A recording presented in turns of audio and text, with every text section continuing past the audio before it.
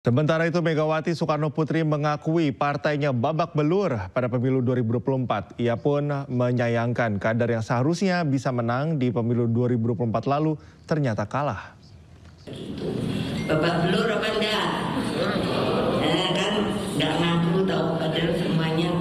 Babak belur apa tidak? Enggak percaya. Saya panggil nanti orangnya. Kenapa? Yang harusnya jadi nggak jadi. Ketua Umum PDI Perjuangan Megawati Soekarnoputri mengakui partainya babak belur pada pemilu 2024. Megawati menyentil para kadernya yang hadir di acara Trisakti Tourism Award pada Kamis malam. Ketua Umum Partai Banteng itu melempar pertanyaan pada ratusan kadernya. Apakah PDI Perjuangan babak belur pada pemilu 2024 yang lalu? Pertanyaan itu kemudian dijawab serentak oleh ratusan kader PDI Perjuangan yang hadir. Saudara-saudara sekalian, anak-anakku yang saya cintai, coba pikirkan ya, kemarin waktu pemilu, saya nggak pernah ngomong kan, tapi sekarang saya sentil aja dikit. Why? Setelah babak belur kayak begitu, babak belur apa enggak?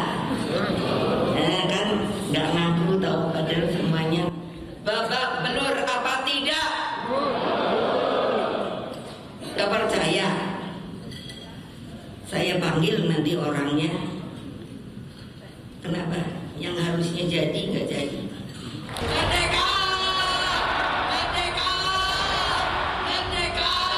Di hadapan ratusan kadernya, Megawati mengatakan bisa melihat potensi keberhasilan kadernya sebagai calon pemimpin. Ia juga menyayangkan kadernya yang seharusnya bisa menang saat pemilu 2024 yang lalu, namun tidak jadi menang. Dari Jakarta, Tim Liputan iNews melaporkan.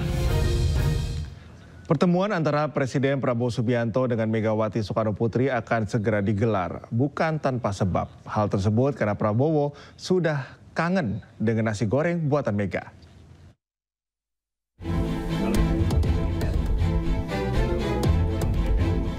Menteri Sekretaris Negara Prasetyo Hadi membenarkan rencana pertemuan antara Presiden Prabowo dengan Megawati.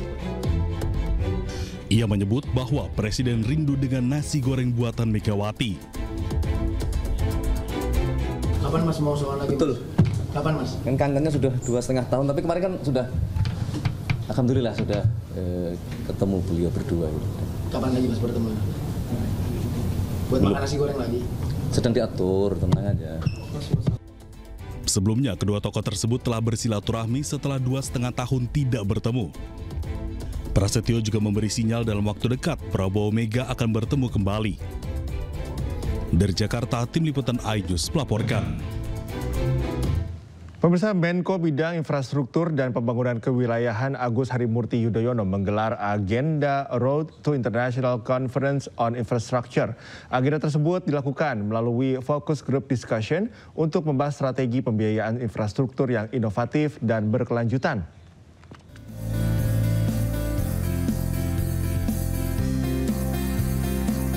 Menko Bidang Infrastruktur dan Pembangunan Kewilayahan Agus Harimurti Yudhoyono menghadiri fokus group discussion bertema Unlocking Infrastructure Financing. Acara ini bertujuan untuk membahas berbagai potensi pendanaan yang dibutuhkan dalam pembangunan infrastruktur nasional. Dalam diskusi tersebut, AHY menekankan pentingnya kolaborasi antara pemerintah, sektor swasta, dan lembaga internasional untuk menghadirkan solusi pembiayaan infrastruktur yang inovatif dan kredibel. FGD hari ini kita dedikasikan untuk membahas berbagai potensi pendanaan yang memang dibutuhkan, karena infrastruktur itu pasti membutuhkan anggaran yang tidak sedikit. Mau infrastruktur yang sifatnya mendasar ya, jalan, jembatan, bendungan, kemudian juga perumahan rakyat, sampai dengan yang bisa dikategorikan berskala besar sekali. Kembali kami ingin menghadirkan ide-ide terbaik lessons learned, best practice dari berbagai institusi. Pak Doni sendiri menjadi jembatan terhadap network internasional dan khusus yang ada di Asia Pasifik ini. Harapannya sekali lagi ada ketertarikan, ada kesamaan frekuensi. Pemerintah berkomitmen untuk memastikan setiap proyek infrastruktur berjalan secara efisien, akuntabel, dan bebas dari kebocoran anggaran. Hal ini sejalan dengan arahan Presiden Prabowo Subianto untuk membangun infrastruktur yang berdampak langsung pada produktivitas dan peningkatan kesejahteraan masyarakat. Dari Jakarta, Wenda Nura, Laksana, Sutrisno, iNews melaporkan. Adik ipar Joko Widodo datang ke Barreskrim Polri membawa ijazah SMA dan kuliah Jokowi. Ijazah itu akan diuji laboratorium forensik oleh penyidik Barreskrim.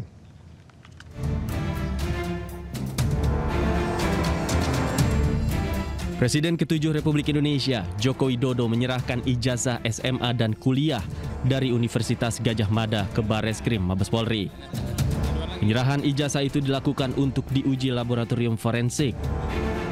Ijazah itu diserahkan melalui adik ipar Jokowi, Wahyudi Andrianto, ke penyidik Direktorat Tindak Pidana Umum Barreskrim Polri. Kuasa hukum Jokowi mengatakan, dalam panggilan hari ini adik ipar Jokowi tidak diperiksa oleh penyidik. Penyidik hanya membutuhkan ijazah untuk diuji laboratorium forensik. Oleh karena itu, hari ini kita sudah serahkan semuanya kepada pihak Barreskrim untuk ditindaklanjuti, untuk dilakukan uji lab forensik. Demikian sih hari ini. Suratnya itu kapan, Bang? Surat apanya? Permintaan dari Barreskrim. Surat permintaannya itu tanggal 6. Beberapa hari. Ya, beberapa hari sebelumnya. Ya, tanggal 6 Mei. Tanggal 6 Mei. Untuk datang hari ini untuk menyerahkan dokumen tersebut. Memang untuk hari ini panggilannya ya? Untuk hari ini, bukan memang. Sempatnya hari ini bukan? Bukan, memang panggilan untuk hari ini dan Pak Jokowi sudah terima suratnya juga dan beliau memberitahukan juga bahwa harus hadir. Sehingga kita hadir hari ini membawa langsung ijazah tersebut. Tidak, karena hari ini itu memang agendanya permintaan dokumen. Penyerahan dokumen. Sebelumnya Wahyudi Arianto, adik ipar Jokowi, memenuhi panggilan penyidik Barreskrim Polri pada Jumat pagi. Ia tiba pukul 9.30 didampingi oleh ajudan Jokowi, Kompol Syarif Muhammad Fitriansyah beserta kuasa hukum. Meski adik ipar Jokowi tidak berkata apapun kepada awak media, namun kedatangannya untuk mengantarkan ijazah Jokowi dalam kasus dugaan ijazah palsu yang dituduhkan pada Joko Widodo.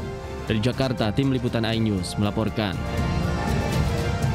Sebelumnya, Polda Metro Jaya memanggil 4 orang atas dugaan tuduhan ijazah palsu Joko Widodo. Selain itu, satu orang tidak bisa hadir karena mengalami kecelakaan sepeda motor. Ini perwakilan doang.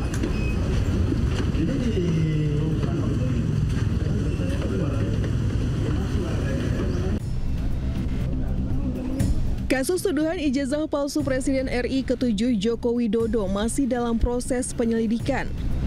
Kamis kemarin, Polda Metro Jaya memanggil 4 orang untuk pemeriksaan kasus yang kian menyita perhatian publik.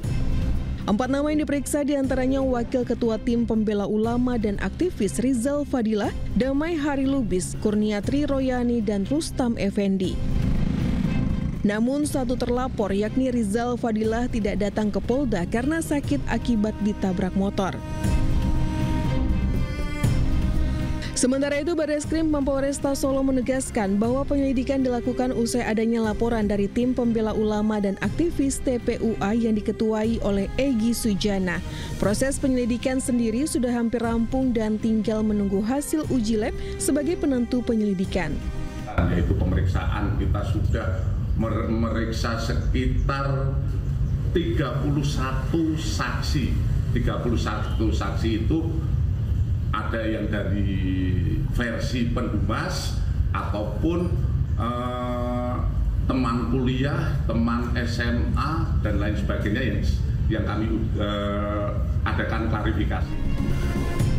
Sebelumnya, Jokowi mengambil langkah hukum terhadap sejumlah pihak yang telah menuduh dirinya memiliki ijazah palsu. Jokowi melaporkan 4 orang termasuk mantan Menpora Roy Suryo ke Polda Metro Jaya atas tuduhan penyebaran berita bohong terkait keaslian ijazah. Tim Liputan iNews melaporkan. Pemirsa, sidang kasus dugaan suap dan perintangan penyidikan dengan terdakwa Sekjen PDIP Hasto Kristianto kembali digelar hari ini. 3 penyidik Komisi Pemberantasan Korupsi menjadi saksi dalam sidang. 3 penyidik Komisi Pemberantasan Korupsi yang menjadi saksi dalam sidang Sekjen PDIP Hasto Kristianto adalah Rosa Purbo Bekti, Rizka Andung Nyata, dan Arif Budi Raharjo. Namun demikian, ketiga saksi dihadirkan satu persatu atau tidak secara bersamaan. Saksi pertama yang digali keterangannya adalah Rosa Purbo Bekti oleh pihak Hasto. Rosa ditanyai terkait penyitaan 3 ponsel saat Hasto diperiksa oleh penyidik 10 Juni 2024. Dalam sidang, saksi Rosa juga sempat menyinggung adanya mantan pegawai KPK yang saat ini menjadi salah satu tim penasehat Hasto dan disebutnya menjadi konflik kepentingan. Dalam kasus ini, Hasto didakwa merintangi penyidikan perkara korupsi yang menyeret tersangka Harun Masiku dengan cara memerintahkan Harun Masiku merendam ponselnya setelah KPK menangkap tangan anggota KPU periode 2017-2022 Wahyu Setiawan.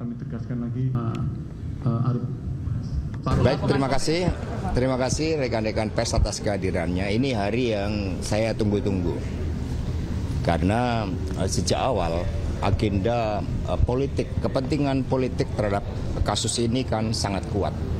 Sehingga untuk pertama kalinya di dalam sejarah persidangan kita, sampai penyidik KPK turun tangan secara langsung menjadi saksi, padahal tidak mengalami secara langsung, tidak melihat secara langsung, dan tidak mendengar secara langsung, sehingga yang disampaikan adalah suatu asumsi dan pendapat. Suatu konstruksi hukum yang dibuat-buat yang